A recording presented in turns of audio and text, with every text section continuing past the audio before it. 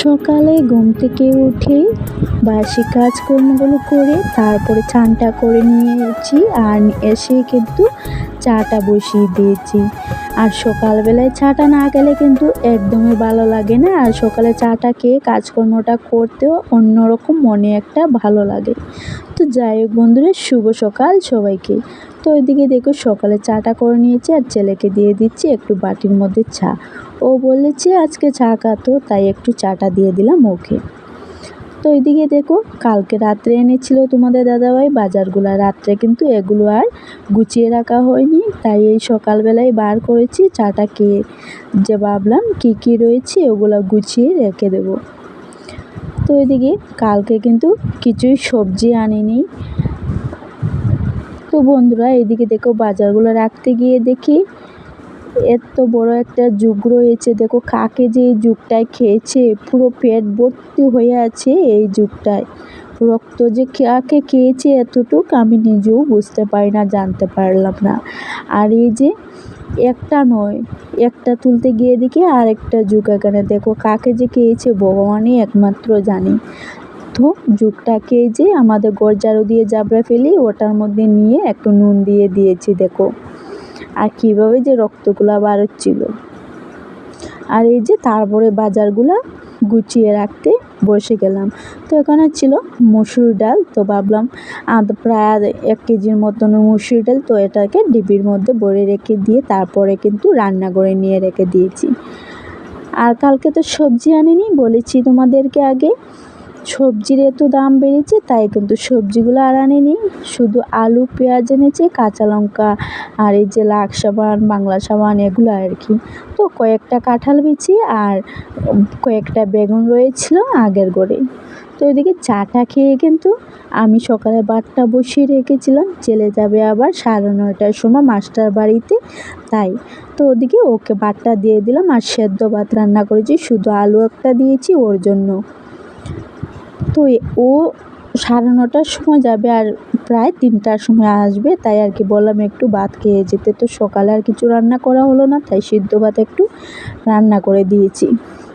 আর এখানে দেখো এই চেয়ারটা হয়েছে ভাঙা চেয়ার, এই চেয়ারটা কিন্তু কেউই বসে না। তো এই চেয়ারটার মধ্যে যা যা কাপড় এক্সট্রা এগুলা যা কাপড় এক্সট্রা থাকে না, যে এগুলা লাগে না, তো আমি ভাঙা চেয়ারে বাজ করে কিন্তু কাপড়গুলা কিন্তু রেখে দিই। আর এই হচ্ছে আমার ছেলের বিছানা। দেখো বিছানাটার কী অবস্থা করেছে, মানে ও ঘুমালে পুরো বিছানাটা উলট পালট করে নেয়। আর এই যে দেখো কাগজে কি বানিয়ে ওর বিছানার সাইডের দিকে লাগিয়ে দিয়েছে দেখো। তো ওর বিছানাটা গুছিয়ে আমার রুমের বিছানাটাও গুছিয়ে নিয়েছি, নিয়ে কয়েকগুলা কাপড় রয়েছিল, ভাবলাম কাপড়গুলো আগে ধুয়ে দিই। আজকে জানো বন্ধুরা রৌদ্র উঠেছে, তাই একটু ভালো লাগছে উঠান বাড়ি করে হাঁটাহাঁটি করতে। আর কাপড়গুলো ভিজিয়ে তারপরে কিন্তু পুকুরে নিয়ে চলে গেলাম। আমাদের তো পুকুর আছে, তাই পুকুরের মধ্যে কাপড়গুলো দিতে নিয়ে চলে গিয়েছি। আর সাইডের দিকে দেখো অনেক গাছ উঠেছে গো, অনেক ছোটো ছোটো জুকগুলো থাকে। প্রায় সময় কিন্তু আমার পায়ে দৌড়েও ফেলো, তো কী করব, কাজ তো করতে হয়। তো কাপড়গুলো ধুয়ে সেখানে মেলে দিলাম রশির মধ্যে, দিয়ে ঘরটা ঝাড়ু দিতে লেগে গিয়েছি। আর এই যে সারাদিনই ছেলেমেয়েরা ঘরের মধ্যে কাগজপত্র এই সেই মানে ছোটো ছোটো করে এদিকে ফেলিয়ে রাখে। তো দিনে যে কতবার আমাকে ঘরটা ঝাড়ু দিতে হয় মানে কি বলবো, আমি দিনে প্রায় 5-6 বার মনে ঘরেই আমাকে ঝাড়ু দিতে হয়। তো এদিকে আজকে পালঙের তলটাও একটু ভালোভাবে ঝাড়ু দিয়ে এনেছি, এনে এই যে বারান্দাটা ঝাড়ু দিয়ে দিচ্ছি। আর বারান্দার দেখো পুরো ওই যে পাক্কাটা রয়েছে পুরো টুকরো উঠে গিয়েছে, দেখো কীরকম বড় বড় টুকরো উঠছে।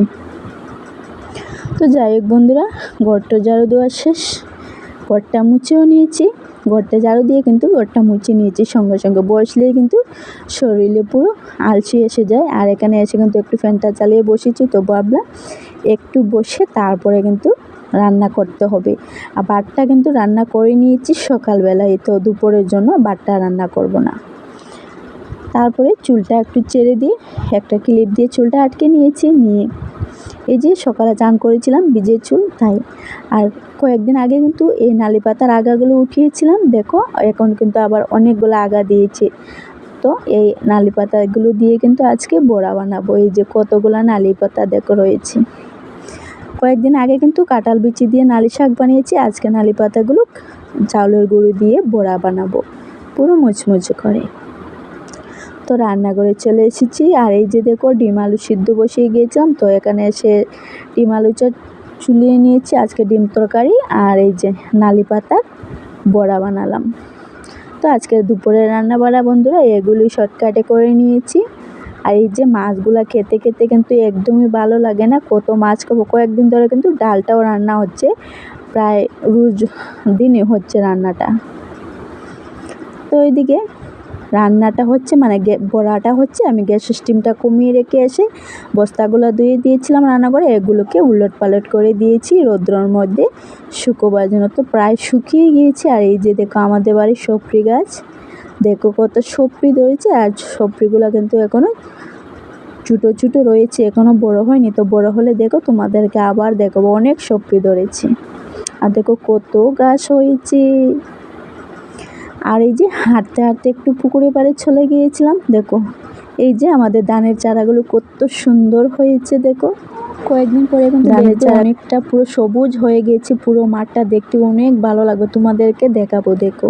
তো যাই হোক ঘরে চলে এসেছি, এসে দুপুরে খাওয়া দাওয়া করে নিয়েছি, মেয়েকে নিয়ে বিছানায় একটু শুতে পড়েছি, মেয়েকে বলছি ঘুমাবার জন্য, ছেলেও বিছানায় ঘুমিয়ে পড়েছে। তো যাই হোক বন্ধুরা আজকে ব্লগটা এ পর্যন্ত, আবার আসছি নতুন একটা ভিডিওর সঙ্গে। টাটা সবাইকে।